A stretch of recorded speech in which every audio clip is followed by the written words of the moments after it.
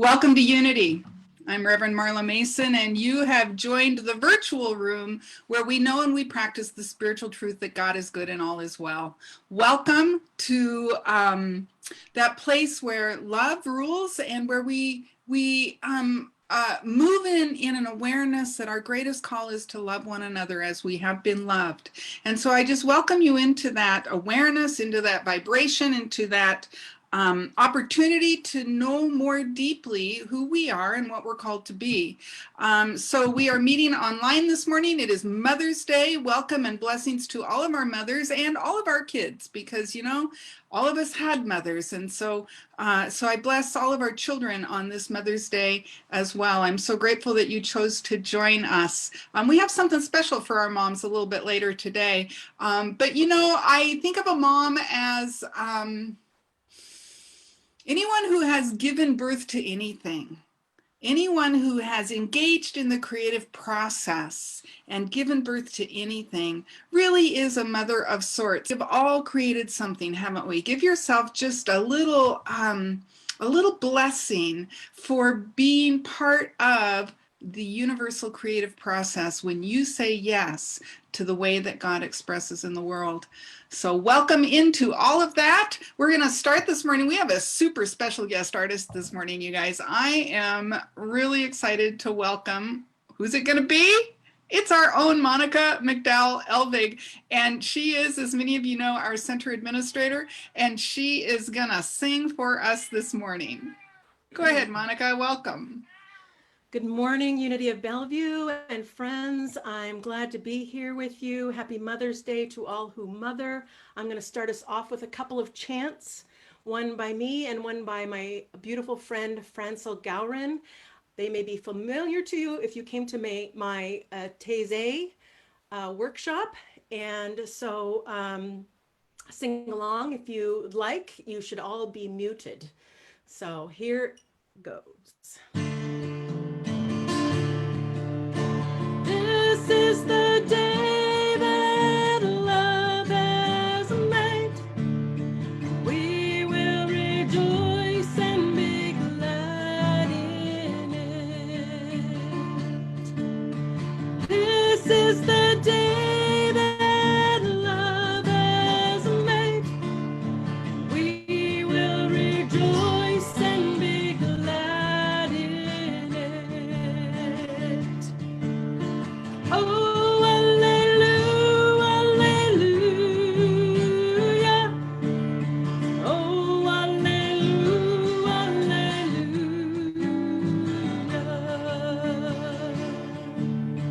This is the day that love has made. We will rejoice and be glad in it. This is the day that love has made.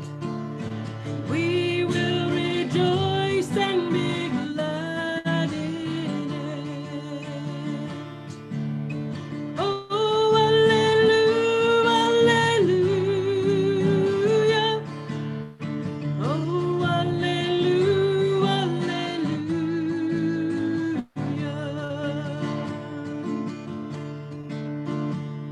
Be still and know that I am God.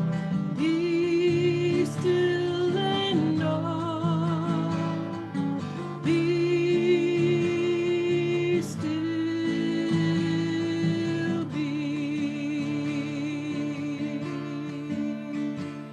be still and know that I am God. Be still and know. Be still, be. And so we be still, allowing our minds and our hearts to simply enter the awareness of this moment. This time, this place, this virtual place in which we join in consciousness, in which we join in the conscious awareness of the one life. And so we breathe in and we breathe out, recognizing this cycle of reception and release, the activity of spirit in us, recognizing the spiritual truth of oneness and unity. We recognize God is good and all is well. And in this consciousness, in this awareness, I simply declare a blessing on this time together today. I know that our souls are nourished by the connection we share, that our lives are enriched by the inspiration that takes place here today, that we indeed step forth ready and willing to make the world a better place by all that we receive today. And so I give thanks for those who have said yes, for those who have joined us by divine appointment.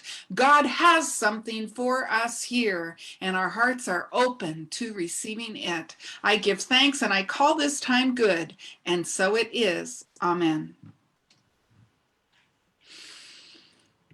All right.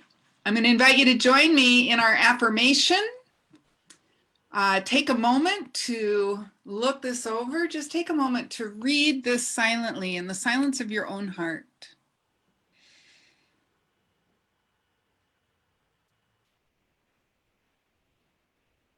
And take a moment to consider, am I willing to declare these words out loud with faith and with confidence that they are so in my life? And I invite you to step into a great big yes to this and to join me with confidence and conviction in this affirmation. Please join me. I live the great work of my life with passion and purpose, confident that my deepest calling is sustaining and nurturing me now. I live life full out, and so it is. This next song is a song that was recorded by a friend of ours, and I'm happy to share it with you, Joel Hansen. A word of warning though, I just suggested this to Becca Palm, our music director, as something someone could sing. And now here I am singing it. So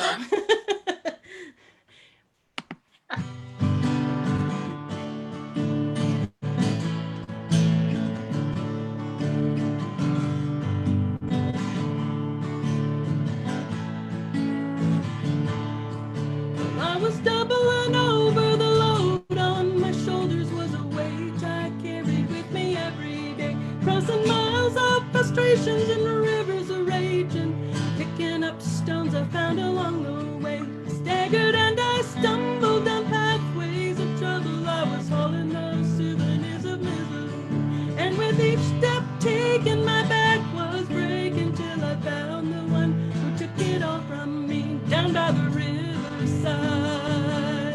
I laid my burdens down, now I'm traveling light, my spirit lifted high. I found my freedom now, and I'm traveling light.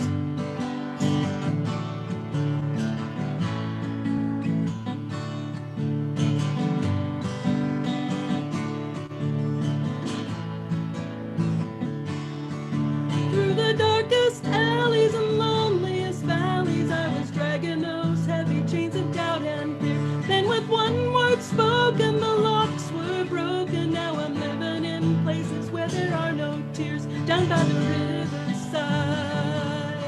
I laid my burdens down, now I'm traveling light, my spirit lifted high. I found my freedom now, and I'm traveling light.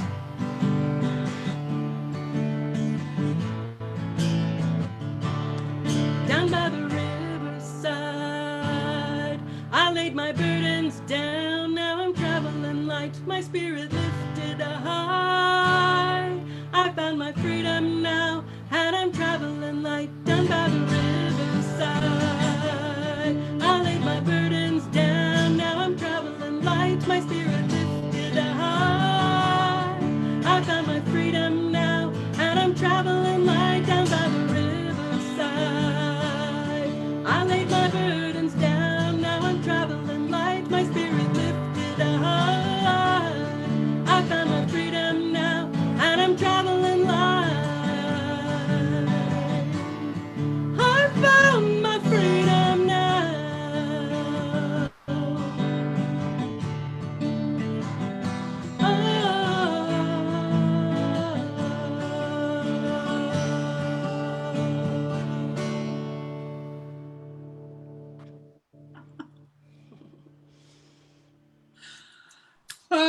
yeah, okay. We just got to lay our burdens down, y'all. And then, it's like we're the ones who are carrying the burdens around, aren't we? I'm so grateful that Monica sang this song for us just now, because it's a lovely fit for our message today. Because what we're talking about today is look to your Dharma, and the thing is we carry around all kind of stuff, almost in an effort not to look to our Dharma, almost in an effort to keep us protected. We carry around our burdens, and we oftentimes stay stuck. Because it's safer, because it feels safer, because it feels more like our natural state. But the fact is, we are created for something greater than that. And so what I want to do is ask you a question right now. I want to start with a question. And that question is, have you ever achieved something or done something that you really wanted to do, or achieved something that you really wanted to achieve? If you have, put your hand up in the air, or you might even chat with us and let us know what that was. What is something you did that you just feel great about? It makes you feel great about you. It makes you feel great about life. It makes you feel great about just being in expression. Hand in the air, got married, had a family, having children. Oh, all you moms, I love that. Hang on a second. I got to figure out why Monica is, for some reason, Monica is tagged on. So I'm going to do this. Let's do it this way.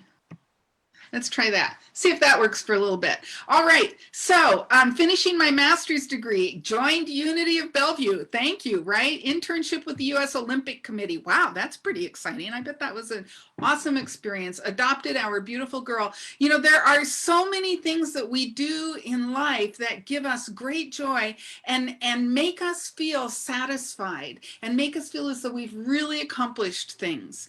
Now, let me ask you this. Has that thing that you accomplished or that thing that you did ever caused you to feel any sense of, oh, really? Later. I mean, I have my moments, I feel so good. I mean, this is kind of a, it's like it's a total Marla example. I feel so great about being a cat mom. I love my kitties. I love to take care of them. The 2 cats that we have right now are rescues, and I feel really, really good about having taken care of them and given them a life. And you know what? Sometimes they're a total pain. And I really don't feel like cleaning up after them. And I really don't feel like getting up and feeding them. And so even though that is something that I feel a lot of satisfaction about, sometimes it is also a source of angst for me.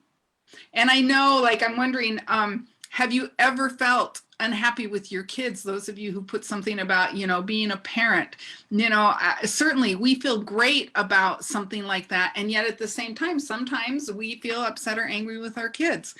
Sometimes I manifested a dream job at one point, and that dream job was both the source of the greatest satisfaction that I could imagine, and it was also a source of great dissatisfaction and irritation. And yet, in the midst of all of that, our great dreams, the things that we really key into, having a family, that dream job, the writing a story. Mandy's talking about having a story published. Mandy says, having a cat, she's relating to that. I'm thinking about, I bought my dream car at one time in my life, and then I had to put all this money into it, and then I wasn't so happy with it. So like, these things that we feel like are the greatest sources of satisfaction to us, at times can bring us a sense of dissatisfaction or unhappiness into our lives. Is anybody identifying with this? Does that feel right when you think about your experience of life? What we're exploring this morning when we think about look to your Dharma, we're exploring this notion that true fulfillment comes not from realizing our dreams, that true fulfillment comes from knowing deeply who we are and why we are here, that we are unique and beautiful emanations of spirit, and we are here for a specific purpose. And when we are anchored in that awareness, the times that the dream job is frustrating and irritating, or my cats are annoying me, I can find meaning and sense in being with that experience of life in a more powerful and empowering way. And the word that we use, that is used in our book of the month here by Stephen Cope, The Great Work of Your Life. It's really excellent. I've been working my way through this. Good stuff. The word that he uses to talk about this deep sense of who we are and why we are here is Dharma. It's a Buddhist word. It's a word from the Buddhist teaching. And it's a word that has not really a great definition in English. And you know me, I like my word definitions and I like them to be precise. But there's also something powerful in the idea of a word that is not precise, that we don't have a really clear definition for. As I've been studying this week, what really is Dharma? What really does it mean? I have run across a pretty long list of definitions, and here are a few of the words that have come up. Dharma is path, vocation, sacred duty, right conduct, true nature, divine order, expression of wholeness. All of those words and more are in various definitions of Dharma, both from the Book of the Month and other sources that I have been exploring. And the thing is that Dharma is that thing that connects us to truth, that connects us to spiritual truth. Our unique purpose, what makes us uniquely who we are, is our Dharma. And as I've been studying this week, I realized that our Dharma is both a noun and a verb. It's a noun that means sacred path, divine order, finding our right beingness on planet Earth. And in that sense, it's a noun, but it's also a verb because Dharma is a way of being. Embodied Dharma equals our purpose. And when we have embodied Dharma fully, then we know exactly what is ours to do at all times and in all places, because I am in integrity with my soul. My soul has come here for a purpose, to express more and more of the divinity that I am. And when I am in integrity with my soul, living from my path, my right vocation, my true inner nature, I am embodying the divine expression of who I am. And I am in integrity with my soul's purpose. How does that sound to y'all? Does that sound pretty good? I think it sounds great. Like, that's how I want to live.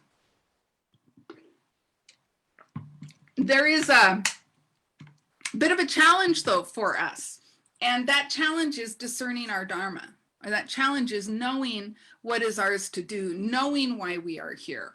And, you know, I think that one of the biggest challenges around this, and I'm just going to lead with this because I think it is one of the things that even keeps us from exploring this topic in our lives, is that somehow we think that our true Dharma, our true purpose, has to be big and splashy.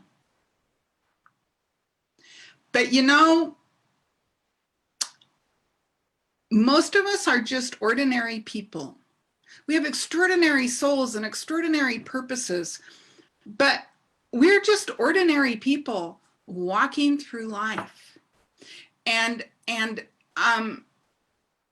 we can't all be, I mean, let me just say, we are all big souls with big purposes, but we are not all famous for it. We are not all celebrities. And honestly, I know for me, you know, I'm not sure I would even really want that. And so our purpose, our Dharma, our reason for being here, and the thing that brings us into true integrity with our souls doesn't have to be big and splashy. It's a quiet, everyday thing. You know, I think about my grandmother a lot this week because, you know, today's Mother's Day, and she made her transition, you know, 15, 18 years ago.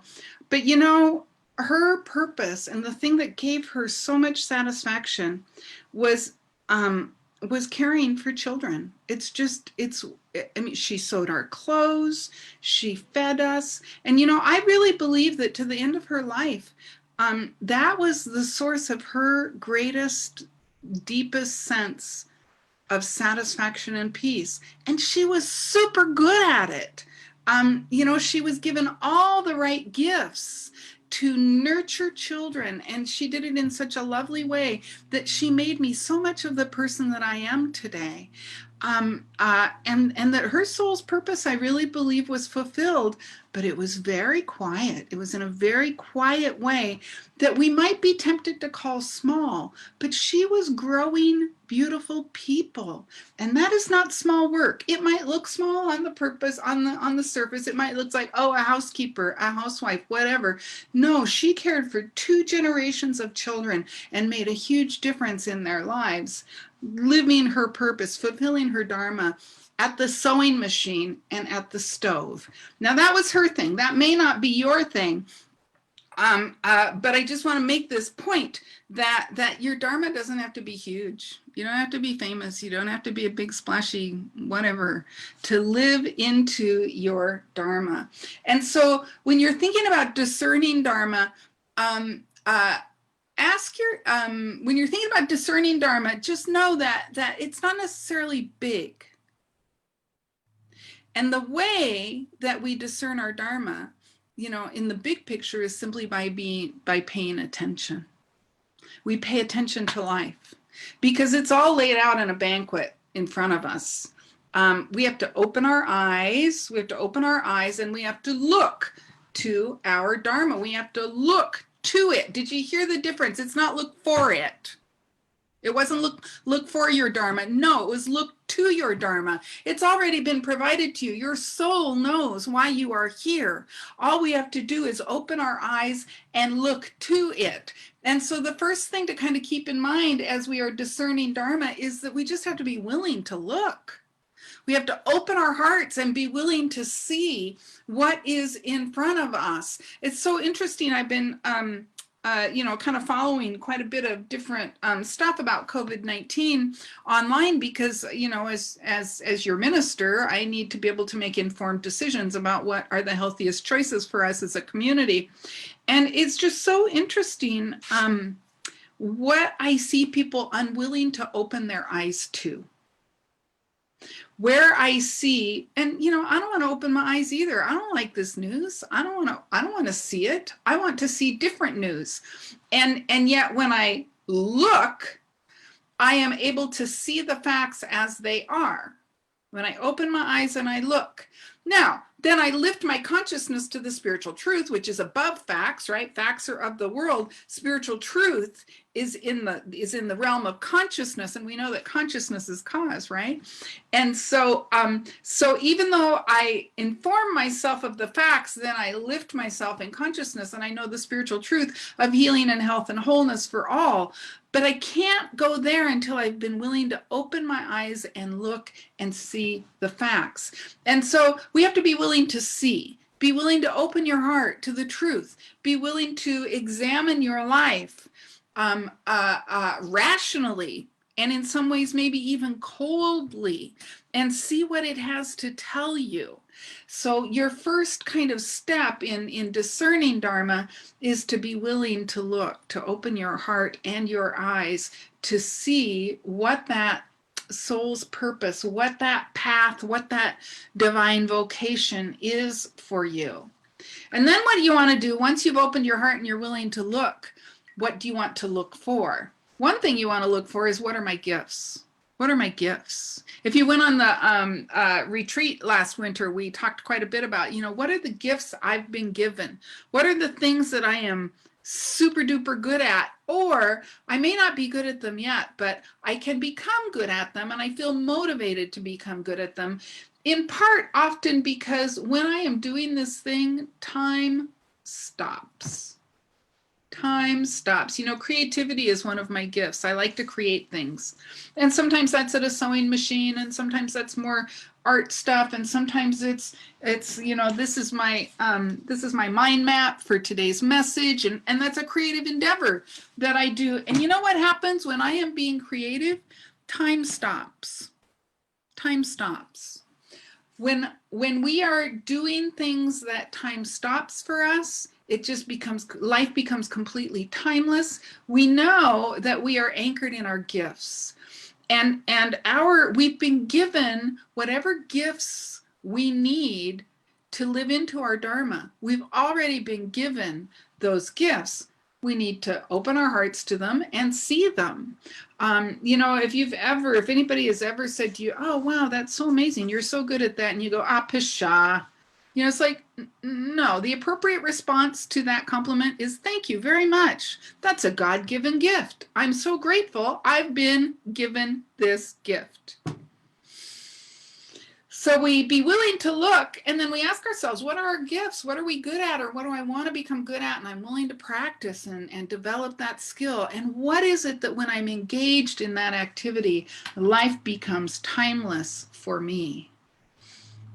And then we want to start to look for synchronicities in our lives. Remember, we're starting to really pay attention to life. What are the synchronicities? Who or what keeps showing up? It's just so interesting to me when I was I was working on some stuff around my ministry and where I wanted to go in my ministry, and I found myself on accident out to dinner with someone who was a licensing and credentialing coordinator for my parent organization, and it was a complete accident.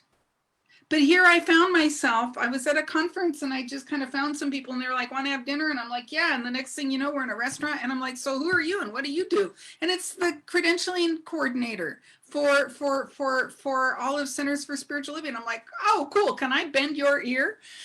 What a lovely synchronicity that about the time I open my heart to asking some questions, the right person shows up on accident, and I'm sitting at a dinner table with that person. And what a lovely, lovely example of synchronicity.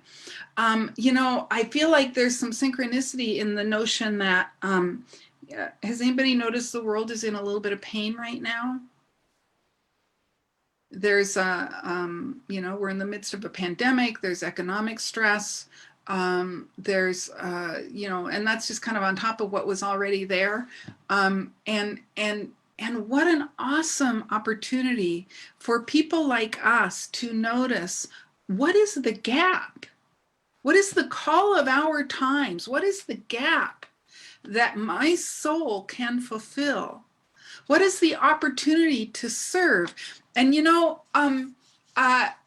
I believe that we have a healing message in unity. I believe that we have a message that really does transform individual lives and make the world a better place. And that as we embody those teachings more and more fully, the call of the times, our gifts toward spiritual practice, toward deepening in our understanding of spiritual truth and deepening in our understanding of who and whose we are, that spiritual awareness, there's such an opportunity in the world.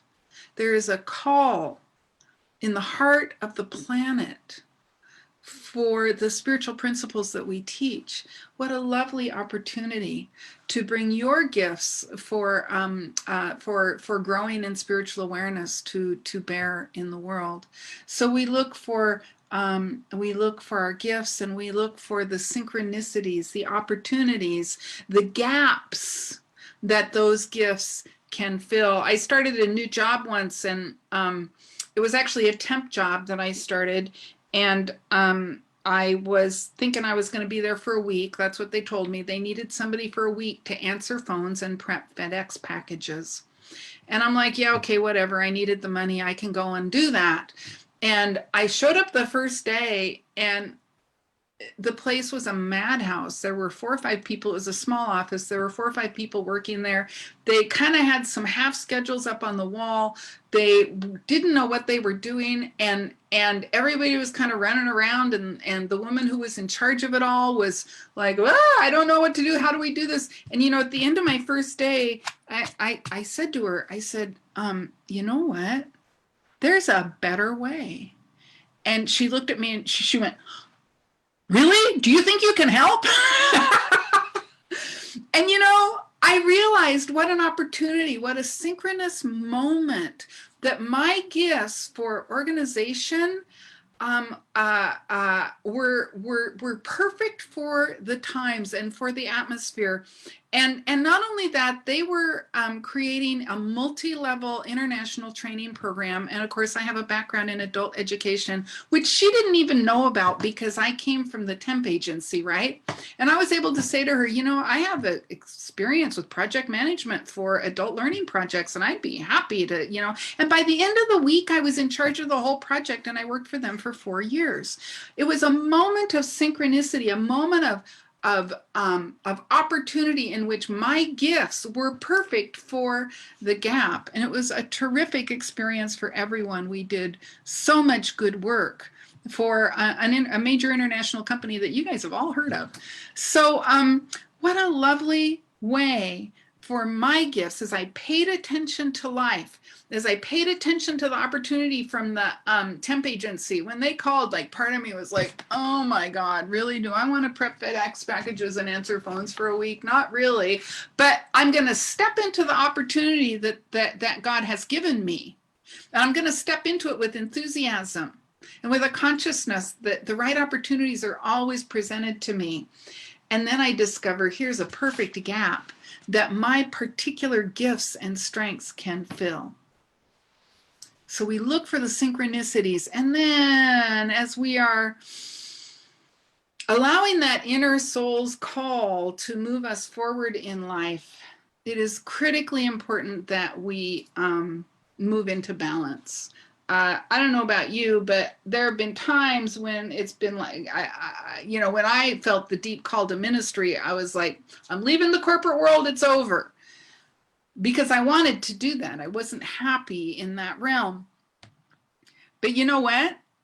Yes, there was a call in my soul to do something different. And in the meantime, while I'm preparing to do something different, I got to eat and I got to pay the rent. And I have responsibilities and I have to put gas in the car. And oh, by the way, now I have to pay tuition. There's a whole new expense.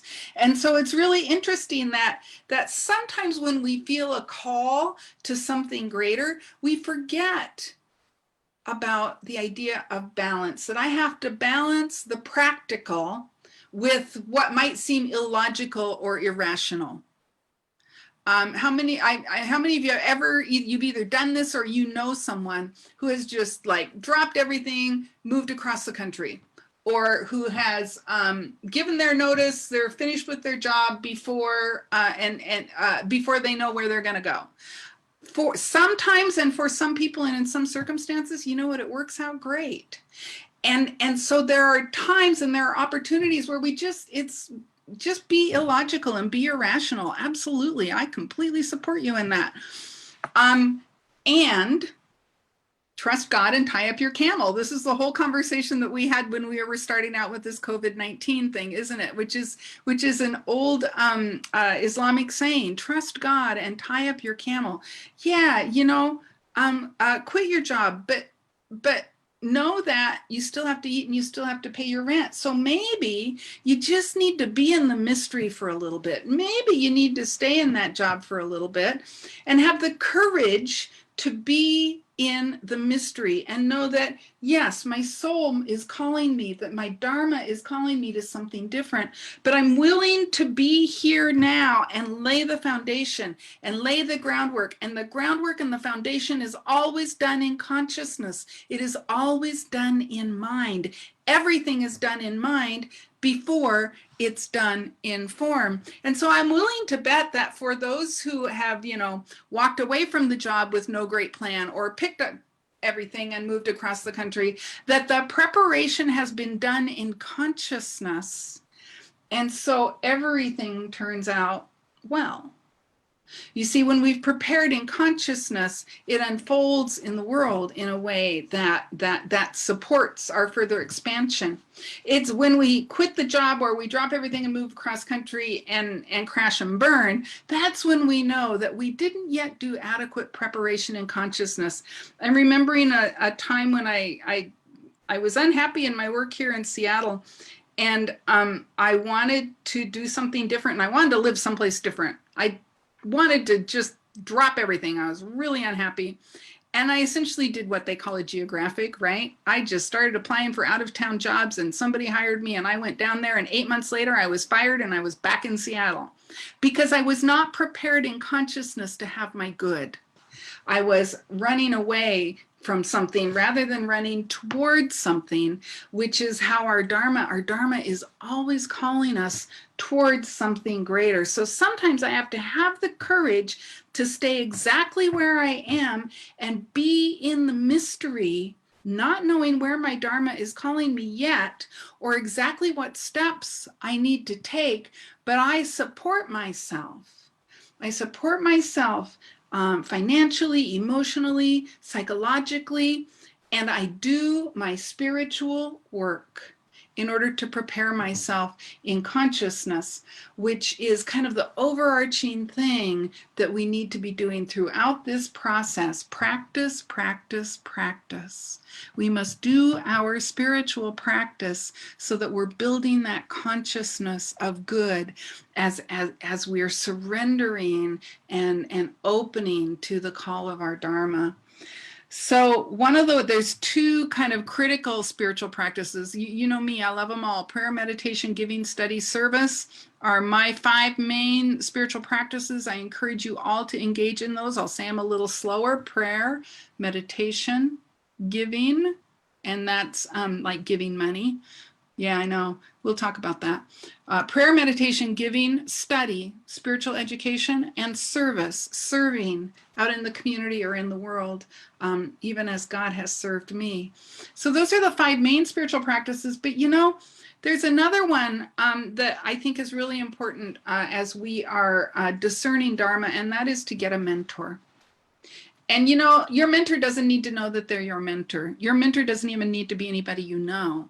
It's someone whose life you admire and you are willing to study their life. And you are willing to open your heart to what they know. And sometimes that is someone you know, and you're going to get together once a month or every 2 weeks, and you're going to have some kind of structured support to learn and open and grow. But that's not necessarily necessary. In fact, sometimes when people say to me, well, I don't know anybody who would be my mentor.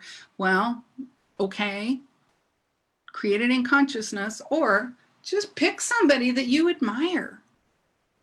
Someone who's made a life that you admire, someone who is looking to their Dharma and living from their Dharma, and see what you can learn just from watching them, reading about them, studying up on them.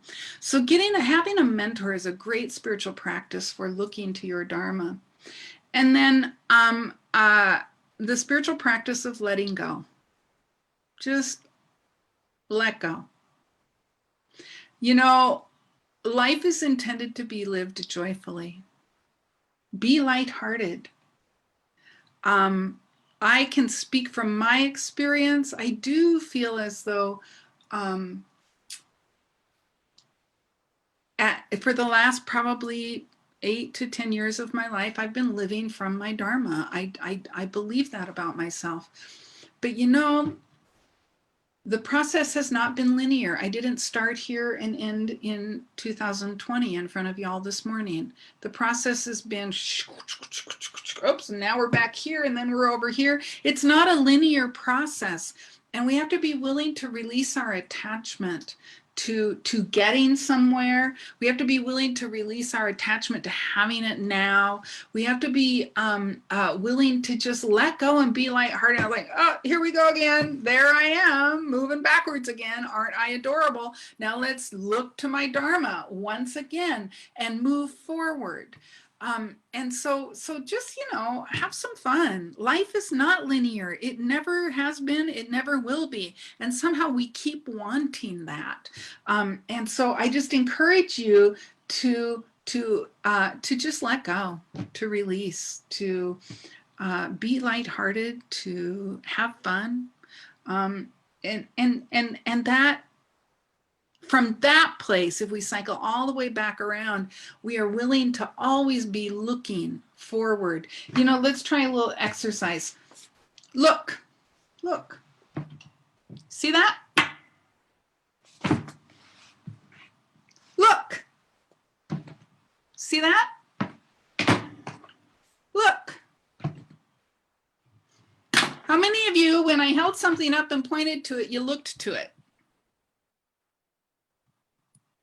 It's not hard. You just have to look.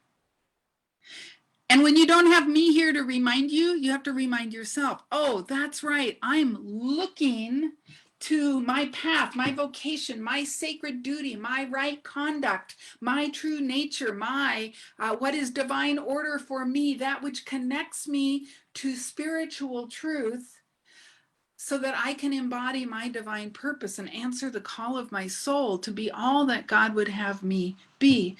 I just have to, oh, look. And when I forget to look, I turn to my mentor and I say, will you please remind me to look? And my mentor reminds me to look. Or sometimes I need to just put a big sign up everywhere in my house. Look to something rather than away from something. Now, one of the things that Stephen Cope refers to here, he's talking about, and you heard Reverend Masando last week talked about the conversation that is happening between Krishna and Arjuna in the Bhagavad Gita, which is one of the supporting references in our book of the month.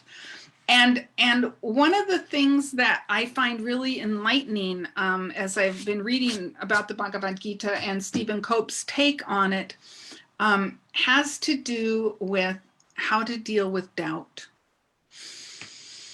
Because I don't know about you, but sometimes I have doubt. And Stephen Cope quotes one definition of doubt that says, doubt is a thought that touches both sides of the dilemma. Doubt is a thought that touches both sides of a dilemma. Now, what an interesting idea. Because what I recognize when I think about that is how I can become paralyzed. Because I'm smart, right? We've all got good brains. We're all smart. And I can say, well, I can see this and I can see that. And my thought is touching both sides of something. Well, I can see that, it's time to look to my Dharma, and I can also see that my bills need to be paid. I can see that I need to look to my Dharma, and I can also see that I'm an elder and I kind of feel done with life. I can see that, I want to look to my Dharma, but I'm just a kid and I don't know where I'm going. So the idea that doubt is a thought that touches both sides of a dilemma is a really interesting idea to me. And I recognize from the story of the Bhagavad Gita, one of the things that happens is Arjuna, who is, he's stuck between both sides of his dilemma, go to war or not go to war, because if he goes to war, he's going to be at war with his extended family. And yet his Dharma, his call, is to stand up for a certain thing. And so he's paralyzed by doubt because his thought keeps going from this side of the dilemma to that side of the dilemma. And he says to Krishna something like, I just don't even know what to do. These are obviously my words. And the way I interpret how Krishna responded to him is Krishna said, lying on the floor of the chariot is doing something.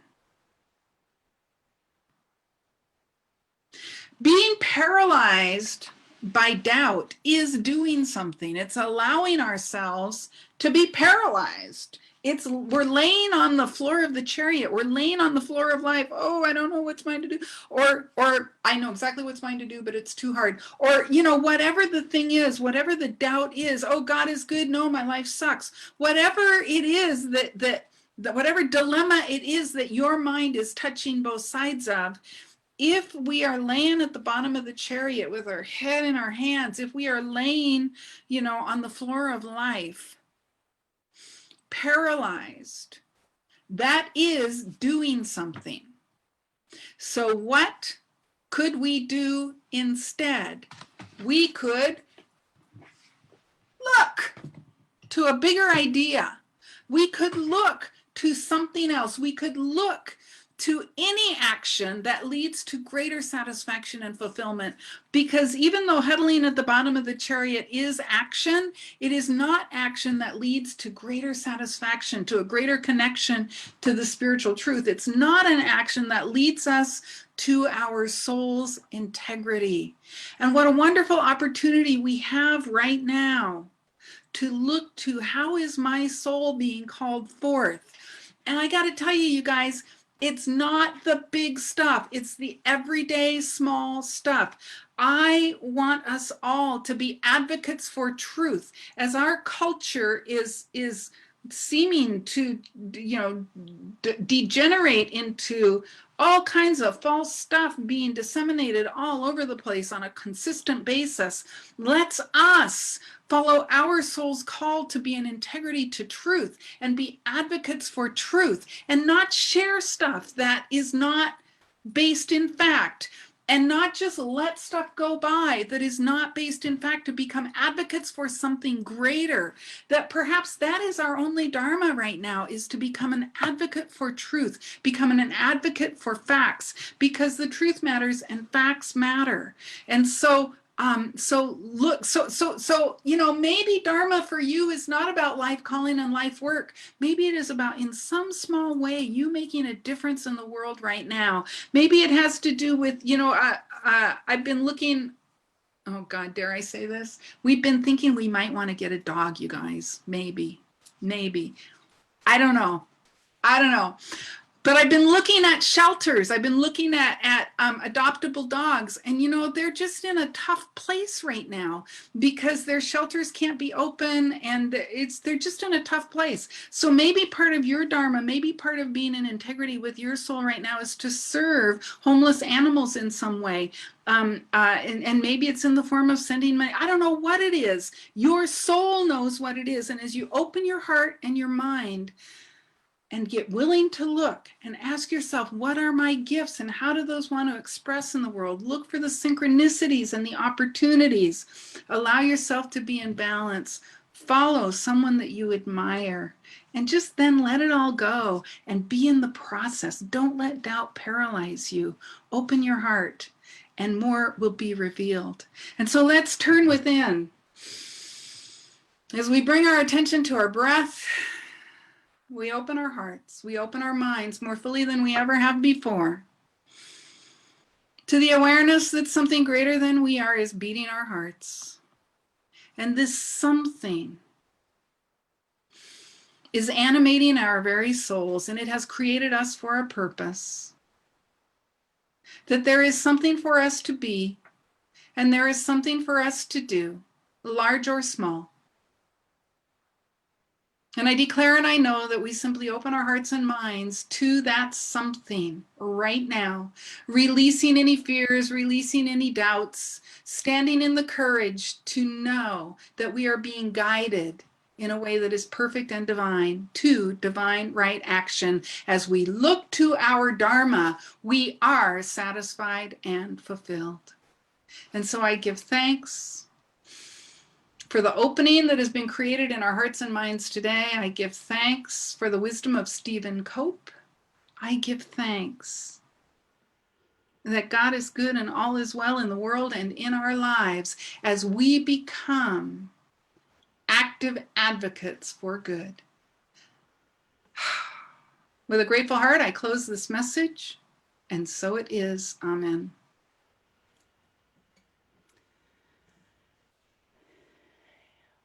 Speaking of synchronicity, as Reverend Marla mentioned in her great talk on Dharma, I was originally scheduled for March 8th, which turned out to be our first service online.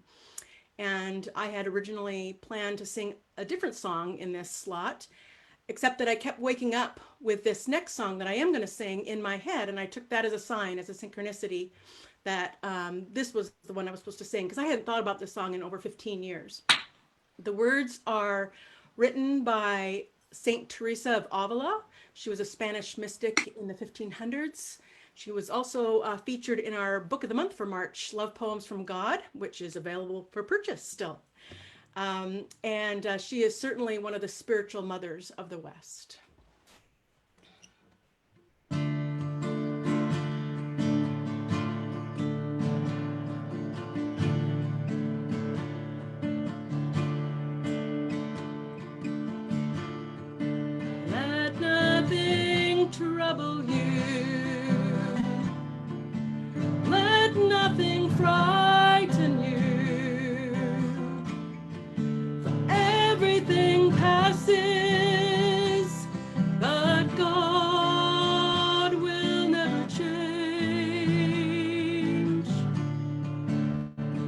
patient devotion will obtain everything. Whoever has God wants for nothing at all. God alone is enough. God alone is enough. Whoever has God wants for nothing at all. God alone is enough. God alone is enough. Whoever has God wants for nothing at all.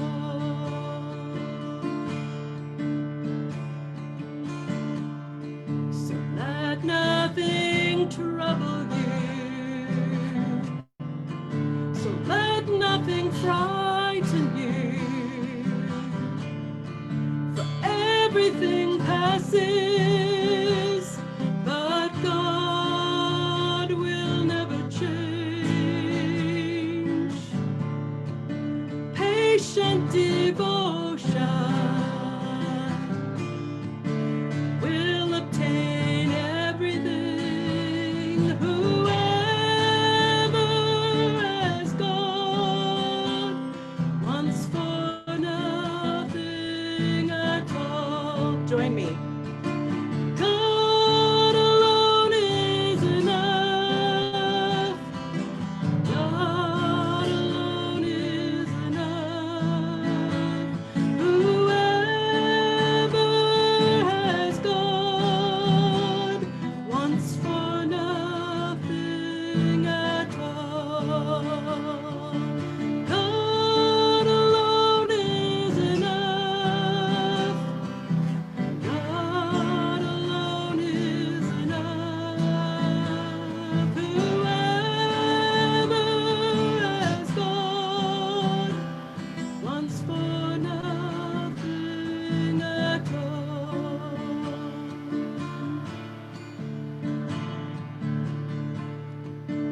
Let nothing trouble you. Let nothing frighten you. For everything passes, but God will never change. Patient devotion will obtain everything. Whoever has God wants for nothing at all.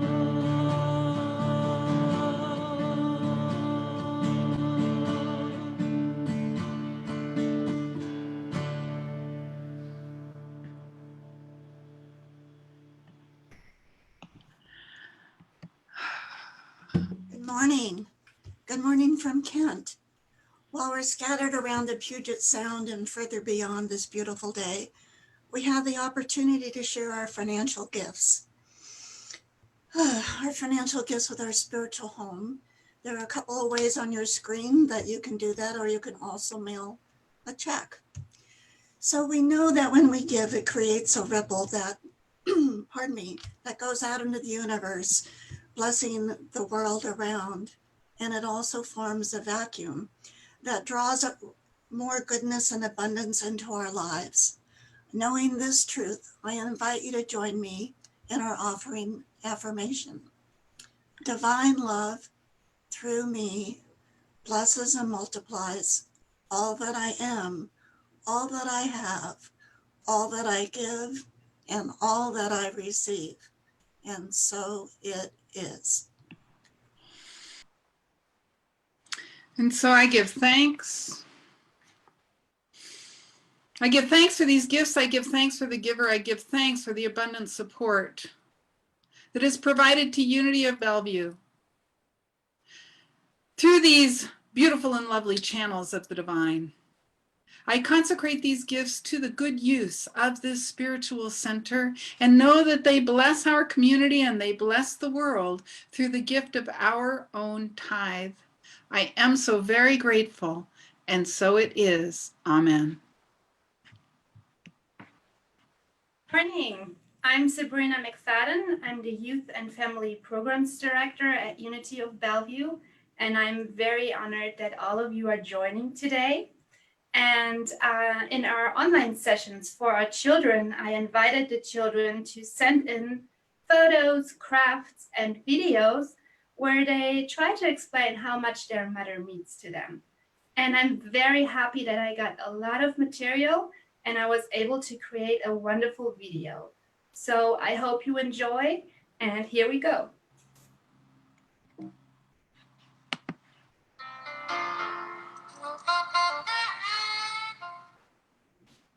Hi Mum, happy American Mother's Day. Miss you lots and hope to see you in Washington soon. Bye.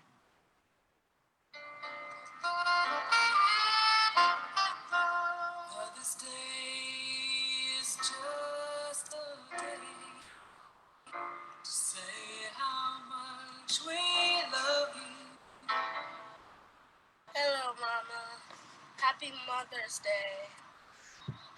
You're the best mommy. I love you. You're the best mom I ever had because you let us ride our bikes and let us go on walks and go to the skate park and parks.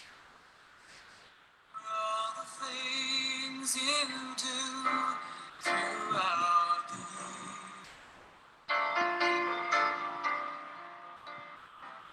If you're near to me today, or if you're far away, sing this song because I hold you dear. I love my mommy because she takes care of me, hugs me, and I love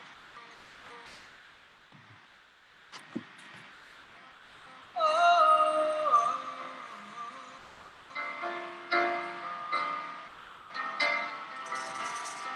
there are different kinds of mothers, 'cause we all are different people. Every mother has a style. The reason I love my mom is that she believes in me and she takes care of me. To all the moms out there, thank you. We really appreciate you and all that you do.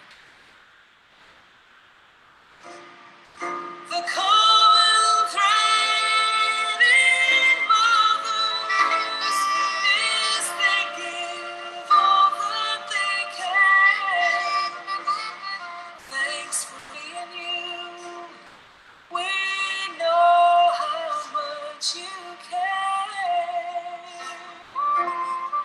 Oh, oh, oh. I love my mother because she's really good at cooking and we go on bike rides.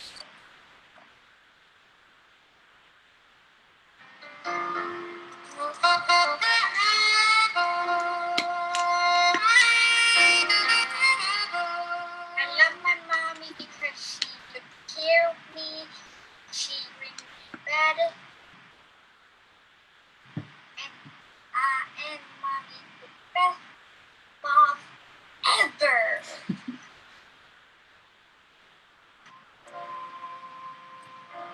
I hold you dear.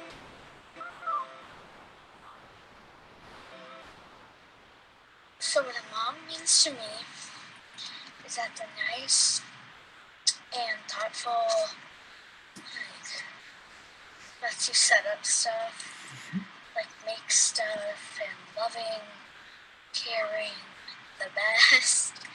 And that's what my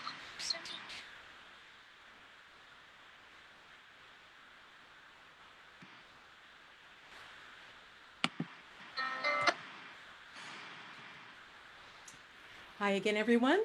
I'm Monica McDowell-Elvig. I'm your center administrator. Thank you to whoever snuck in those pictures of me and my kids. That was very sweet. Was that Reverend Marla? We want to welcome everyone who is with us this morning. Thank you for being with Unity of Bellevue Online. We are so grateful you are here. We extend a warm welcome to you. We open our hearts and shoot us a message. If you're new to our community, we'd love to connect with you. Email us or post on our Facebook page. Go to our website, unityofbellevue.org. We'd love to hear from you. I have some announcements for you. First of all, the book of the month that Reverend Marla referenced in her message, The Great Work of Your Life by Stephen Cope, is available for purchase. For $20, I will ship that to you. Just go onto our website, onto the events menu, and click on Book of the Month, and there's a form you can fill out, and I'm happy to ship that to you. It's a way to support our center while we're all online. So thank you for that. Our prayer chaplains are always happy to pray with you and for you. If you have any prayer requests, you can go to our website and to the prayer menu, and there is a form you can fill out on that page for prayer requests, and that will go to our prayer chaplains. You can also email them at prayerchaplains@unityofbellevue.org.